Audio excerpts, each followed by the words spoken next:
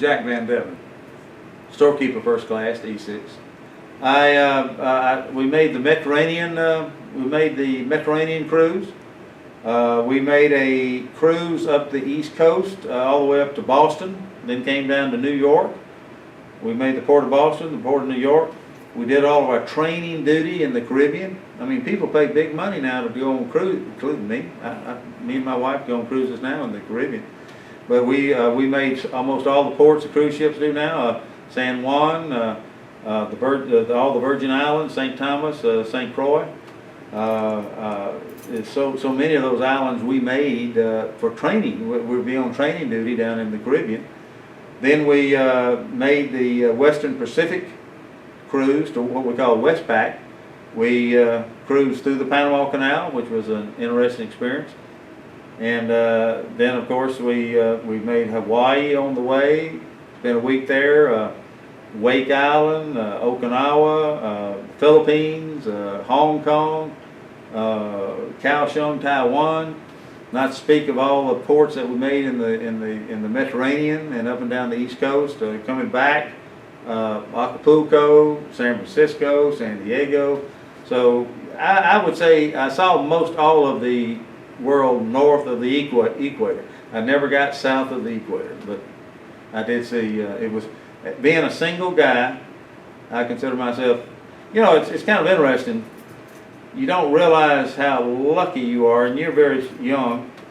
And sometimes one of these days you'll look back on life, and there'll be certain things that happen in life that you feel like those were really good things that happened to me, but you didn't realize how good they were at the time.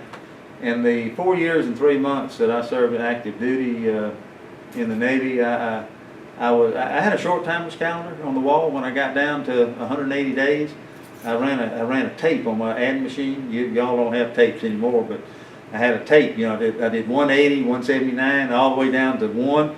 I put it up on the wall, and every day I crossed out a day, and it was what we called a short timer's calendar. But I had my short timer's calendar, and when I got out of the Navy, you know, I was just excited about that, and I left the Navy and went to Mississippi State University. But as time got away from me, I realized what a great experience that 4 years and 3 months. And that's part of what we're here today for. This is my 5th reunion for the USS Harwood. We have a reunion every 2 years. And we're here for, I think there's been about 8 or 9 reunions. I've made 5 of them. And my other ship, the USS Power, we have one every year. So we're back here today with people I served with 50 years ago. Think about that. You can't conceive at your age. 50 years is a long time. And we're back today, and some of these guys you're interviewing, we served together on the Harwood back in 1968 and 67. And that's, on the Power was 50 years ago, the Harwood 49 years ago. But there's some great friends. Then there's also a guy here that I served with in Vietnam in 1965. And so he's here also. In fact, there's 2 guys here that I served with in 1965 that happened to be with me in Da Nang. And so those are experiences that you don't realize in life are so important until they're long since past. And that's one reason we have these reunions like we do today.